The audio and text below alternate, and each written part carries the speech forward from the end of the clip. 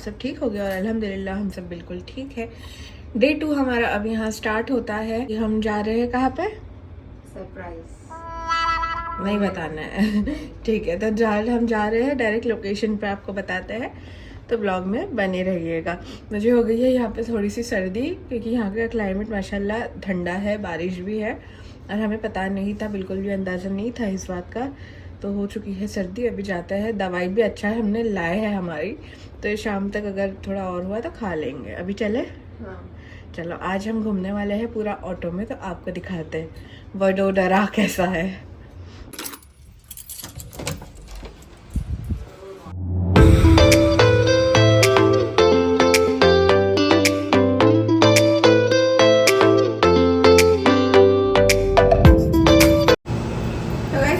जहाँ जाना था ना, वहाँ पे बारिश की वजह से थोड़ा टाइमिंग और डिले कर दिया है। पहले हम जहाँ गए थे वहाँ पे मेंटेनेंस के लिए बंद कर दिया गया था। हम 2-3 जगह गए बट कुछ नहीं हुआ। फिर एंड में हमारे होटल के नीचे ये महावीर आइसक्रीम थी जो गुजरात में बहुत फेमस है, तो हम यहाँ पे आ गए थे और यहाँ पे मैंने लिया था ये कोक शेक और बाबू ने आइसक्रीम ली हुई थी। The next day. आज है हमारा डे 3 और डे 2 में हमने कल कुछ ज़्यादा नहीं किया था। हम आपको पूरी अपडेट खैर इस व्लॉग के एंड में दे दूँगी डे 2 की। आज है हमारा डे 3 और अब हम हो चुके हैं रेडी। बाबू का फैसला है कि बाबू है ना बुरखे में ही चलेगी, क्योंकि मैं व्लॉग लेती हूँ तो कहीं मुझे एडिटिंग में प्रॉब्लम होगी, इसके लिए बाबू हमारी बहुत अंडरस्टैंडिंग हो के बुरखा ही पहन के, नकाब पहन के चल रही है। और आज मैंने फॉर अ चेंज आउटफिट ही पहना है, आज मैं बुरखा नहीं पहन रही हूँ। कपड़े भी तो दिखाओ, मजाक कर रही हूँ। तो अभी ऑटो वाले भैया आने वाले हैं, उसके बाद हम निकलेंगे। हम रेडी होके बैठ चुके हैं और चलते हैं आगे।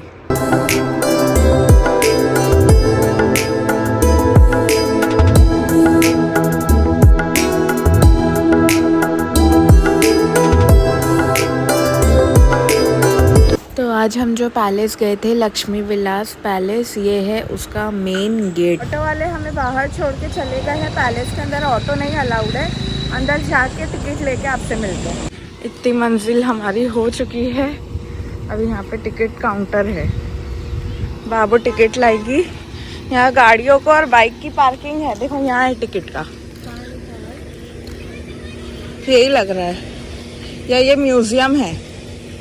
बाबू टिकट, विजिटर्स टिकट काउंटर वहाँ है। तो गाइज़ ये है लक्ष्मी विलास पैलेस वडोदरा में, जो एक बहुत ही खूबसूरत पैलेस है। लेकिन हमने विज़िटर की पास ली थी, तो उसमें हमें सिर्फ नीचे का ग्राउंड फ्लोर मिला। अगर आपको पूरा पैलेस देखना है तो आपको फॉरेनर की टिकट लेनी पड़ती है, जो आपको कॉस्ट करती है 2000 रुपीज़ की। हमने विज़िटर की ली थी तो 250 कॉस्ट था तभी वहाँ पे, तो हमने ये ली थी। और यहाँ पे आपको गाइड नहीं मिलेंगे, आपको गाइड वर्चुअल गाइड मिलेगा, ऑडियो मिलेगी आपको, वो एंट्रेंस पे मिल जाएगा और वो फिर आपको वो यूज़ करना बता देते हैं। लेकिन पैलेस बहुत खूबसूरत। यहाँ अंदर वीडियोग्राफी फ़ोटोग्राफी नहीं अलाउड है, तो शायद अंदर का आपको ना दिखा पाऊँ, लेकिन बाहर निकल के शेयर करूँगी। अभी हमने यहाँ पे अंदर पैलेस में कैफ़े है, तो यहाँ से एक लस्सी और एक पंजाबी समोसा कुछ था, तो ये लिया है। पहले हम टेस्ट करेंगे, उसके बाद लगेगा तो और ले लेंगे। हमें खाना तो नहीं है, बस ऐसे ही। कैसा है टेस्ट?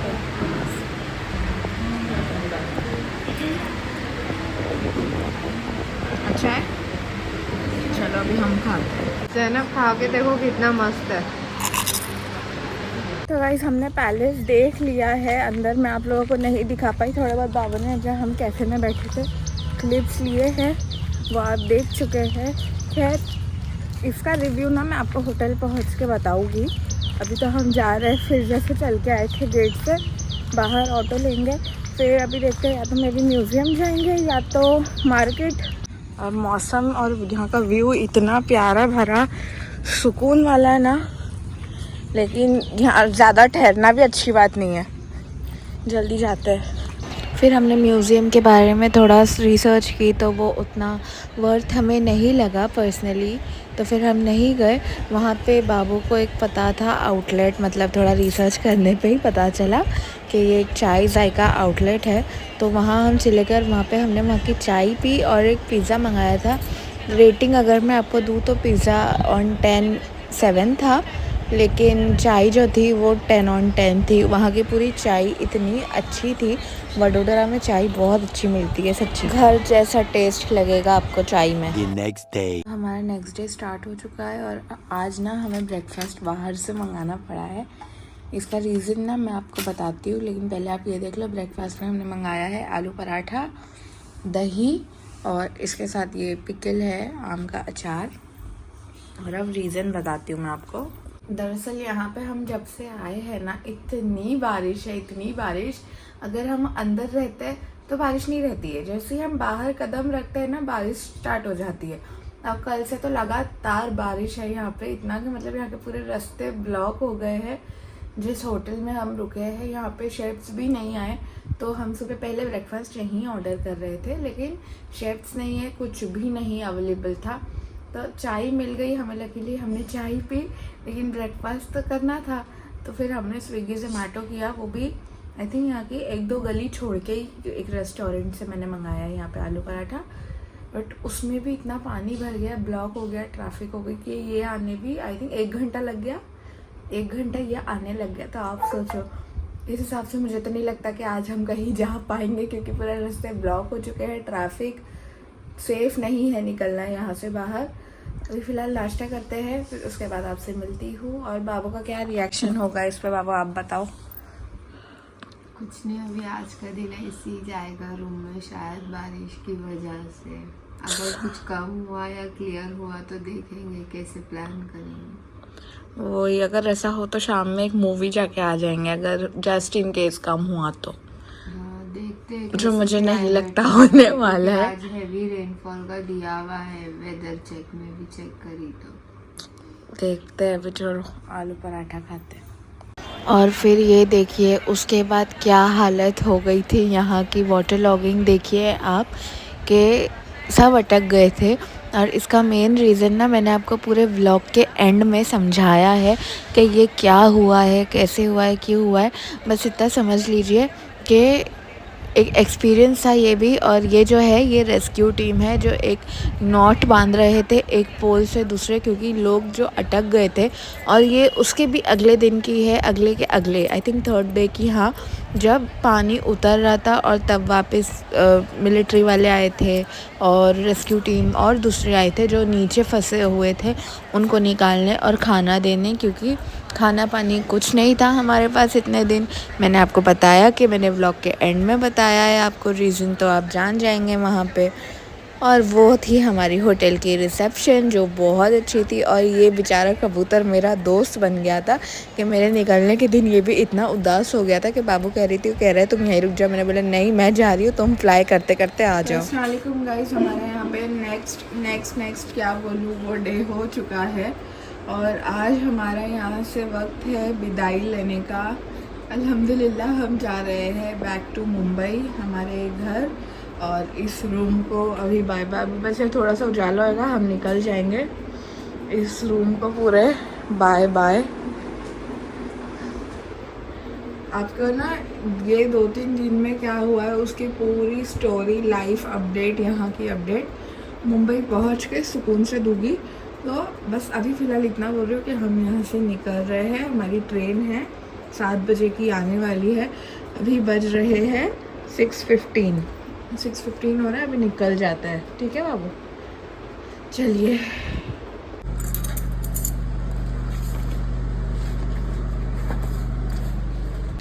और यहाँ हम निकल गए थे। हमारी स्टेशन जो थी ना हमारे होटल से 200-300 मीटर पर ही थी, बट हमारे पास सामान था तो हम नहीं जा सकते थे, क्योंकि बाबू की तबीयत बहुत ख़राब हो गई थी और वो कैरी नहीं कर सकती थी और मैं भी अकेले नहीं कर सकती थी, क्योंकि मुझे उसको भी देखना था।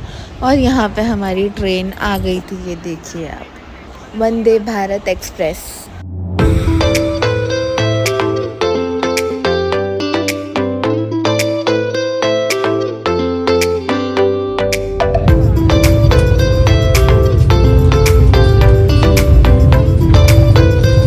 गया था हमारा ब्रेकफास्ट का टाइम और इसमें हमें मिला था दही, ये मफ़िन मिला था और क्या कहते हैं खाकरे हमें मिले थे और उपमा आया था। तो हमने सिर्फ उपमा ही खाया था और हमने सब बाकी का बैग में हमारे रख लिया था।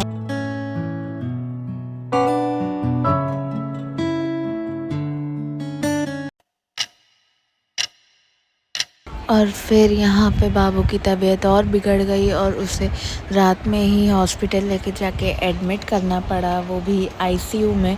यहाँ मैं बैठी हुई थी और ये थी हमारी बाबू की हॉस्पिटल। तो गाइज़ अब इस वीडियो की एंड करने की बारी आ गई है और इस वीडियो का एंड करने से पहले जो स्टोरी जो आपने हमारे थंबनेल में देखी है अभी आप लोगों के साथ, वो शेयर करने का वक्त आ गया है।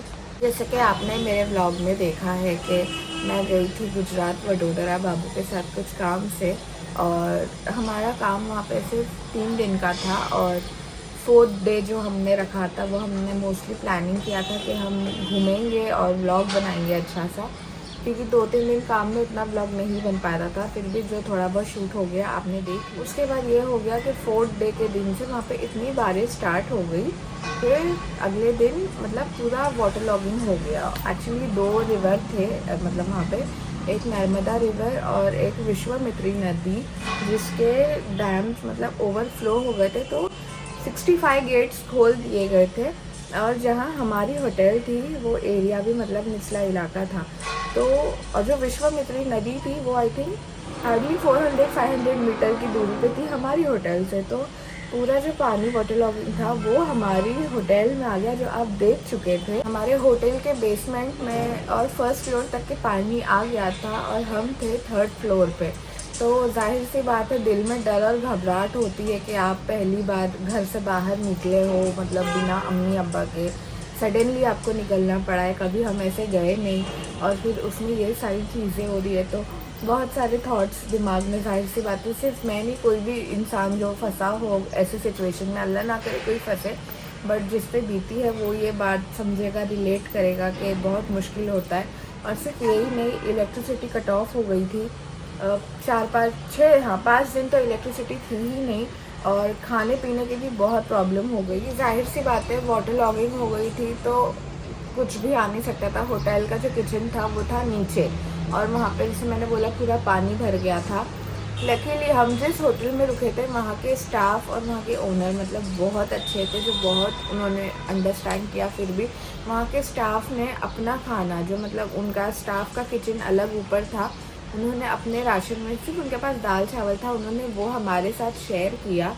लेकिन मसला क्या हो गया ना, फिर भी जाहिर सी बात है बारिश है, पानी ऐसा है तो पूरा पोल्यूटेड हो गया था और उससे खाना मतलब वहाँ के दाल राइस बहुत अलग होती है, तो हमें उतनी आदत नहीं है खाने की। तो उसमें क्या हो गया, ये इससे बाबू को मतलब गैस हो गई एंड देन उसके बाद क्योंकि पानी भी नहीं था, हम 1 लीटर बॉटल 2 दिन चला रहे थे, सोचिए हम 2 जन, तो इसमें डिहाइड्रेशन ज़्यादा हो गया। लकीली फिर उसके बाद जब मतलब बाबू की तबीयत फिर ख़राब हुई, बाबू की तबीयत जब ज़्यादा ख़राब हुई, उस दिन थोड़ा पानी उतर रहा था, डे 3rd था वो था, उस दिन पानी उतर रहा था। तो मैंने दवाई ऑर्डर की, बट तभी भी नीचे मिलिट्री फोर्सेस थी, वो भी आपने क्लिप देखी, तो अलाउ नहीं कर रहे थे किसी को भी अंदर आने के लिए, क्योंकि जो दूसरे फंसे हुए थे उनको रेस्क्यू कर रहे थे वो लोग। तो फिर उसके बाद हमारे ओनर जो थे वो बहुत अच्छे थे, रईस भाई, उन्होंने फिर दवाई मंगा के हमें दी और फिर उसके बाद दवाई जैसे तैसे पहुंची, बाबू को 2 दिन दवा पिलाया, वो थोड़ी बेटर फील करने लगी। फिर उसके नेक्स्ट डे भी क्या हुआ, क्योंकि पानी पूरा नहीं उतरा था, फिर और थोड़ा उतरा, तो मैंने भी कुछ बाहर से स्विगी जोमेटो सर्विसेज भी स्टार्ट हो गई थी तो मैंने किया, बट फिर due to some reasons military वालों ने उन्हें आने नहीं दिया हमारे होटल की तरफ। तो उसके बाद वो 2 बार मैंने ऑर्डर किया और फिर आकर वो खाना चले गया। तो उसके बाद मुझे भी और घर में भी मतलब कांटेक्ट भी कर रहे थे, क्योंकि नेटवर्क भी नहीं आ रहा था वहाँ पे। जब हम रिसेप्शन एरिया में आ रहे थे तो थोड़ा नेटवर्क आता था, तो अम्मी लोगों से थोड़ी बात हो जाती थी हमारी। उसके बाद यहाँ पे भी सब टेंशन में आ गए, वहाँ पे भी हम टेंशन में, हमारे पूरी मतलब फैमिली खानदान वाले सब परेशान हो गए कि बच्चे ऐसे गए हैं, अटक गए हैं। सबको जाहिर सी बात है, अब छोटे हैं, जिसके मैंने बोला कि हम कभी निकले नहीं है घर के बाहर बड़ों के सिवा, अब निकले हैं तो सब थोड़ा टेंस्ड हो गए थे हम भी। लेकिन जैसे तैसे मैनेज हो गया। जिस दिन हम यहाँ पहुँचे उस दिन सुबह फिर बाबू की तबीयत ख़राब हो गई, वहीं से उसको फिर अनईजी सा लगने लगा। मुझे और टेंशन हो गई क्योंकि इतने दिन से हम होटल में पैक थे, बिना आप मैंने बताया ना पानी का प्रॉब्लम, खाने का प्रॉब्लम, करंट इलेक्ट्रिसिटी का रात में बहुत प्रॉब्लम। दिन भर तो हम जैसे तैसे रिसेप्शन एरिया में बैठ जाते थे, थोड़ी हवा आ जाती थी। हमारा रूम आपने देखा था कि खिड़की के पास से कोई वेंटिलेशन का कोई ज़रिया नहीं था, अगर वो खोलते तो कबूतर अंदर आ जाते। तो हमने जैसे तैसे मैनेज की 5 रात। फिर अल्लाह का शुक्र जब हम अल्हम्दुलिल्लाह मुंबई पहुँचे तो एक दिल को सुकून आया कि चलो घर पे आ गए तो बाबू की भी तबीयत थोड़ी सुधर जाएगी। लेकिन अनफॉर्चुनेटली ऐसा नहीं हुआ, उसकी तबीयत थोड़ी और बिगड़ गई। बट एक पॉइंट अच्छा हुआ कि हम घर आ गए थे, क्योंकि खुदा ना खास्ता अगर ये चीज़ उसे वहीं होती तो मैं उसे कहाँ लेके जाती, क्योंकि ना करंट था ना हॉस्पिटल, पानी भरा कैसे जाती। इस आने के बाद उसको हमने हमारे पहले फैमिली डॉक्टर से चेकअप कराया तो उन्होंने सीधा बोला कि इनको एडमिट करना पड़ेगा, क्योंकि बाबू की पूरी बीपी जो थी लो हो गई थी और बाबू की पल्स नहीं मिल रही थी, क्योंकि वो कुछ खा ही नहीं थी ना कुछ पी पा रही थी। अगर वो कुछ खा ले पी ले तो उसको वॉमिट हो रही थी। फिर हमने उसको एडमिट किया तुरंत रात में, और कैजुअलिटी में चेक कराने के बाद फिर उन्होंने उसे आईसीयू में एडमिट कराया। 2 दिन बाबू आईसीयू में थी, और फिर सेकेंड डे मतलब शाम में, रात में तो मतलब अय्या ही रुकती थी, और सुबह से मैं जाती थी तो मैं आती थी 7 बजे घर पे। 1-2 बजे मैं जाती थी, 7 बजे मैं घर आती थी। उसके बाद अम्मी आते थे, क्योंकि 6 बजे तक 6 बजे का विजिटिंग आवर रहते थे, 6 to 7। तो अम्मी आते थे उस टाइम, अम्मी रात के 11 साढ़े 11 तक रहते थे, फिर अय्या आ जाती थी, मतलब चले जाती थी, और फिर अय्या रात रुकती थी, फिर रिपीट नेक्स्ट डे ऐसे ही होता था। तो उसके बाद मैं ही थी यहाँ पे। फिर डॉक्टर एक और एक दिन बोल रहे थे कि आईसीयू में रखने, तो मैंने बोला नहीं डॉक्टर, अगर आप शिफ्ट करवा दो। अगर बेटर हो गई थी, डॉक्टर ने बोला उसकी तबीयत अल्हम्दुलिल्लाह। उन्होंने मुझे कहा फिर आपको लिक्विड पे उनको ज़्यादा ध्यान देना ही पड़ेगा, क्योंकि उनको यूरिन इन्फेक्शन भी हो गया था, उससे उनको बहुत सीवियर फूड पॉइजनिंग हो गई थी।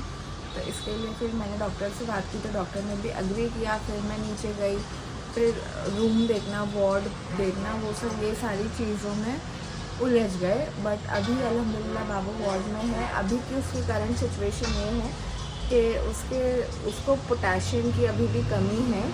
तो मैंने इंस्टा पे स्टोरी लगाई थी, आप लोगों ने अल्हम्दुलिल्लाह बहुत दुआएं की उसके लिए। मुझे मैसेजेस आए, सच में कुछ लोगों के मैसेजेस पढ़ के मुझे इतना अच्छा लगा कि मतलब इतने प्यार और मोहब्बत से वो अपने घर की तरह हमें ट्रीट कर रहे हैं और हमें दुआएं दे रहे हैं। आप सबका तहे दिल से बहुत शुक्रिया। जितना मैं शुक्र अदा करूँ ऊपर वाले का उतना कम है। अभी रात में मैं गई थी तो अल्हम्दुलिल्लाह वो थोड़ी बेटर है, मतलब जाती हूँ, थोड़ा बात करती हूँ तो हंसती है, खेलती है। ऐसे ही बात करते करते कर उसको परेशान तो नहीं, उसके साथ बैठ के 2 घंटा उसके साथ बीत गए, पता नहीं चला रात में। तो बस अभी देखो आज का भी कैसा होता है, जो भी करूँगी मैं ब्लॉग में आप लोगों के साथ तो शेयर करूँगी ही नेक्स्ट ब्लॉग में। बस मैंने सोचा पहले मैं इस व्लॉग की एंडिंग कर दूँ, क्योंकि अभी व्लॉग भी बहुत दिनों से आया नहीं है। और मैं वहीं पे अपलोड कर देती, लेकिन जैसे मैंने आप लोगों को बोला कि वहाँ पे करंट का, नेटवर्क का, इतनी सारी चीज़ों का इशू था, तो वो बिल्कुल भी पॉसिबल नहीं हो पा रहा था कि मैं वहाँ पे ब्लॉग अपलोड करती। इसलिए मैंने सोचा कि एक साथ जब मैं मुंबई पहुँच जाऊँगी तो मैं अच्छे से पूरा एडिट करके आराम करके पोस्ट कर दूँगी। लेकिन यहाँ पे आने के बाद भी अनफॉर्चुनेटली चीज़ें वैसी नहीं हुई। कोई बात नहीं, हम हमेशा जैसे सोचते हैं वैसा नहीं होता है। हर चीज़ में एक सीख होती है, इसमें हमें भी एक एक्सपीरियंस मिला है, चाहे अच्छा हो या बुरा हो, लेकिन एक्सपीरियंस तो होना चाहिए हर चीज़ का। तो बस इसी के साथ मैं अपना व्लॉग अभी यहाँ एंड करती हूँ, और बस आखिरी इतना ही बोलूँगी कि प्लीज़ आप सब बाबू के लिए थोड़ी और दुआ करिएगा। इंशाल्लाह बस वो जल्द घर आ जाए, उसके बाद इंसान घर आ जाएगा तो अपने आप और ऑटोमेटिकली ठीक हो ही जाता है। मिलते हैं आपके साथ नेक्स्ट व्लॉग के साथ, तब तक के लिए अपना और अपने घर वालों का ख्याल रखिएगा। अल्लाह हाफ़िज़।